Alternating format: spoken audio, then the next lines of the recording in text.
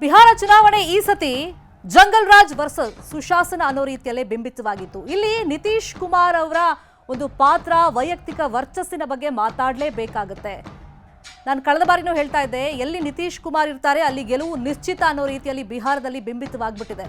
ಅಂದರೆ ಅವರು ಪಲ್ಟು ಅಂತ ಹೆಸರು ಪಡ್ಕೊಂಡಿರ್ಬೋದು, ಅವಕಾಶ ಬಂದಾಗ ಯಾರ ಜೊತೆ ಬೇಕಾದರೂ ಕೈ ಜೋಡಿಸ್ತಾರೆ, ಅಧಿಕಾರ ಅನ್ನೋದು ಮುಖ್ಯ ಅವರಿಗೆ ಅಂತ ಚರ್ಚೆಗಳ ಹೊರತಾಗಿಯೂ ಕೂಡ ಬಿಹಾರದ ಅಭಿವೃದ್ಧಿ ಇರ್ಬೋದು, ಮಹಿಳೆಯರಿಗೆ ಅವ್ರು ಕೊಟ್ಟಂತ ಯೋಜನೆಗಳು, ಕಲ್ಯಾಣ ಯೋಜನೆಗಳಿರ್ಬೋದು, ಹೀಗೆ ಒಂದು ವೈಯಕ್ತಿಕ ವರ್ಚಸ್ಸನ್ನ ನಿತೀಶ್ ಕುಮಾರ್ ಅವರು ಬಿಲ್ಡ್ ಮಾಡ್ಕೊಂಡಿದ್ದಾರೆ. ಆ ಹಿನ್ನೆಲೆಯಲ್ಲಿ ಈಗ ಮತ್ತೊಮ್ಮೆ ನಿತೀಶ್ ಕುಮಾರ್ ಮೋಡಿ ಮಾಡಿದ್ದಾರೆ. ಅವರ ವಯಸ್ಸಿನ ಬಗ್ಗೆ ಚರ್ಚೆ ಆಯಿತು, ಆರೋಗ್ಯದ ಬಗ್ಗೆ ಚರ್ಚೆ ಆಯಿತು, ಅಷ್ಟಾಗಿ ರ್ಯಾಲಿಗಳಲ್ಲಿ ಮೋದಿ ಜೊತೆ ಕಾಣಿಸ್ಕೊಂಡಿಲ್ಲ. ಇದೆಲ್ಲದರ ಹೊರತಾಗಿ ಜನ ಮತ್ತೆ ಮನ್ನಣೆಯನ್ನ ಕೊಟ್ಟಿದ್ದಾರೆ. ಹಾಗಾದ್ರೆ ಸದ್ಯದ ಟ್ರೆಂಡ್ ಏನ್ ಹೇಳುತ್ತೆ ಬಿಹಾರದಲ್ಲಿ, ಆ ಬಗ್ಗೆ ಕ್ವಿಕ್ ಆಗಿ ನಿಮ್ಗೆ ಇನ್ಫಾರ್ಮೇಶನ್ ಅನ್ನ ಕೊಡ್ತಾ ಹೋಗೋದಾದ್ರೆ, ಮತ್ತೆ NDA ಕಮಾಲ್ ಮಾಡುವತ್ತ ಮುನ್ನುಗ್ತಾ ಇದೆ. 196 ಡಬಲ್ ಸೆಂಚುರಿಯನ್ನ ಬಾರಿಸುತ್ತಾ ಅನ್ನೋದು ಈಗಿರುವಂತ ಕುತೂಹಲ.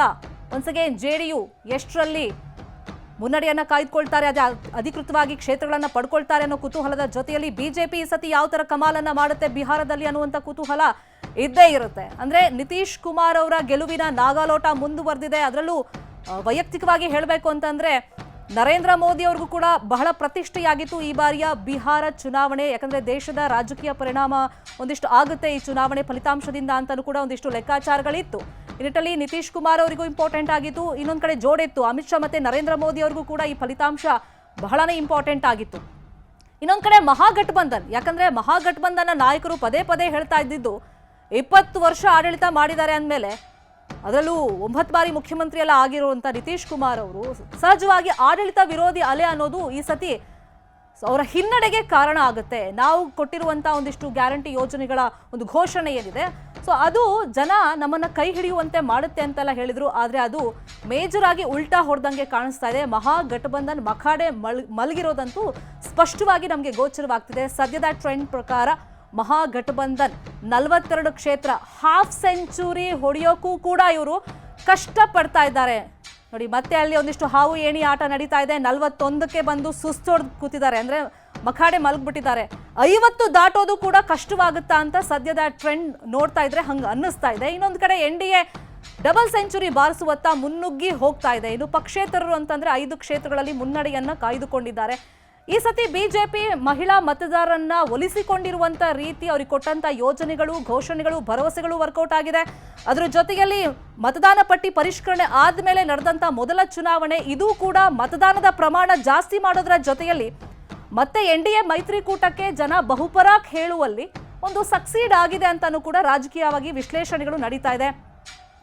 ಈಗ JDU 78 ಕ್ಷೇತ್ರಗಳಲ್ಲಿ ಮುನ್ನಡೆಯನ್ನ ಕಾಯ್ದುಕೊಂಡಿದ್ರೆ, ಬಿಜೆಪಿ ಅದನ್ನ ಕ್ರಾಸ್ ಮಾಡಿದೆ, 89 ಕ್ಷೇತ್ರಗಳಲ್ಲಿ ಮುನ್ನಡೆಯನ್ನ ಕಾಯ್ದುಕೊಂಡಿದೆ. ಈಗಿರುವಂತ ಕುತೂಹಲ, NDA ಮೈತ್ರಿಕೂಟದಲ್ಲೇನೆ JDU ಎಷ್ಟು ಕ್ಷೇತ್ರಗಳಲ್ಲಿ ಗೆಲ್ಲುತ್ತೆ, ಹಾಗೇನೆ ಬಿಜೆಪಿ ಎಷ್ಟು ಕ್ಷೇತ್ರಗಳಲ್ಲಿ ಕಮಾಲ್ ಮಾಡುತ್ತೆ ಅಂತ ಹೇಳಿ ಓವರಾಲ್ ಆಗಿ ಇವರು ಡಬಲ್ ಸೆಂಚುರಿ ಹೊಡೆಯುವತ್ತ ಈಗ ಮುನ್ನುಗ್ಗಿ ಹೋಗ್ತಾ ಇದ್ದಾರೆ. ಮತ್ತೆ ಈ ಸತಿ ಚುನಾವಣೆಯಲ್ಲಿ ಬಿಜೆಪಿ ಒಂದಿಷ್ಟು ಎಕ್ಸ್ಪೆರಿಮೆಂಟ್ಗಳನ್ನ ಮಾಡಿತ್ತು. ಈಗ ಬೇರೆ ಬೇರೆ ರಾಜ್ಯದಲ್ಲೂ ನಾವು ನೋಡ್ತಾ ಇದ್ದೀವಿ, ಬಿಜೆಪಿ ಹೊಸದಾಗಿ ಒಂದಿಷ್ಟು ಪ್ರಯತ್ನಗಳನ್ನ ಮಾಡ್ತಾ ಇದೆ, ಎಕ್ಸ್ಪೆರಿಮೆಂಟ್ಗಳನ್ನ ಮಾಡ್ತಾ ಇದೆ. ಅದು ಕೆಲವು ಕಡೆ ವರ್ಕೌಟ್ ಆಗ್ತಾ ಇದೆ, ಕೆಲವು ಕಡೆ ವರ್ಕೌಟ್ ಆಗ್ತಿಲ್ಲ. ಬಟ್ ಇಲ್ಲಿ ಬಿಹಾರದಲ್ಲಿ ಒಂದಿಷ್ಟು ಪ್ರಯತ್ನಗಳನ್ನ ಮಾಡಿದ್ರು, ಹೊಸ ಪ್ರಯತ್ನ, ಅದೀಗ ಕೈ ಹಿಡಿತಾ ಇದೆ ಅಂತಾನೂ ಕೂಡ ಹೇಳ್ಬೋದಾಗುತ್ತೆ. ಇನ್ನೊಂದು ಕಡೆ ಕಾಂಗ್ರೆಸ್ ಕೇವಲ 5 ಕ್ಷೇತ್ರಗಳಲ್ಲಿ ಮುನ್ನಡೆಯನ್ನ ಕಾಯ್ದುಕೊಂಡಿರೋದು. ಸೊ ಇನ್ನು RJD, ನಾನು ಆಗ್ಲೇ ಹೇಳಿದೆ, ಈ ಸತಿ ಆಡಳಿತ ವಿರೋಧಿ ಅಲೆ ಇದೆ. ಕಾನೂನು ಸುವ್ಯವಸ್ಥೆ ಅಂತೂ ತೀರಾ ಹದಗೆಟ್ಟು ಹೋಗಿದೆ. ಬಿಹಾರ ಹಿಂದಿನಿಂದಲೂ ಜಂಗಲ್ ರಾಜ್ ಅಂತ ಕರೆಸ್ಕೊಂಡು ಬಂದಿದೆ.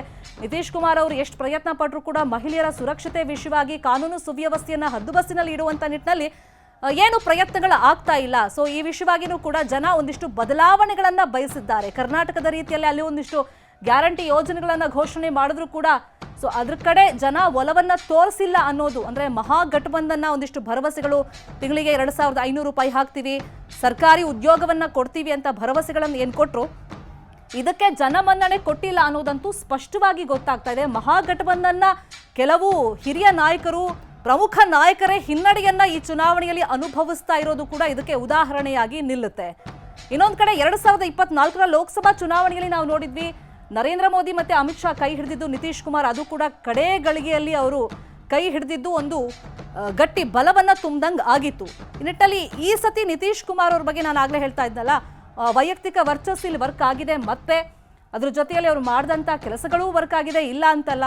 ಅತಿ ಹೆಚ್ಚು ವಲಸಿಗರು ಕೂಡ ಈ ಬಾರಿ ಬಿಹಾರಕ್ಕೆ ಬಂದು ಚುನಾವಣೆಯಲ್ಲಿ ಪಾಲ್ಗೊಂಡಿದ್ದೂ ಕೂಡ ಇಲ್ಲಿ ಎನ್ಡಿಎ ಮೈತ್ರಿಕೂಟಕ್ಕೆ ಪ್ಲಸ್ ಆದಂತೆ ಕಂಡು ಬರ್ತಾ ಇದೆ. ಇನ್ನು ಬಿಹಾರದ ಪೂರ್ವ ಮತ್ತೆ ಉತ್ತರ ಭಾಗದ ಜಿಲ್ಲೆಗಳು ಪ್ರತಿ ಬಾರಿ ಚುನಾವಣೆ ಸಂದರ್ಭದಲ್ಲೂ ಕೂಡ ಒಂದು ಪ್ರಭಾವವನ್ನ ಬೀರ್ತಾವೆ. ಅದರಂತೆ ಸೀಮಾಂಚಲ ಪ್ರದೇಶದಲ್ಲೂ ಕೂಡ ಈ ಬಾರಿ ಅತ್ಯಧಿಕವಾಗಿ ಎನ್ಡಿಎ ಮೈತ್ರಿಕೂಟಕ್ಕೆ ಜನ ಮನ್ನಣೆ ಸಿಕ್ಕಿರೋದಂತೂ ಕಂಡು ಬರ್ತಾ ಇದೆ.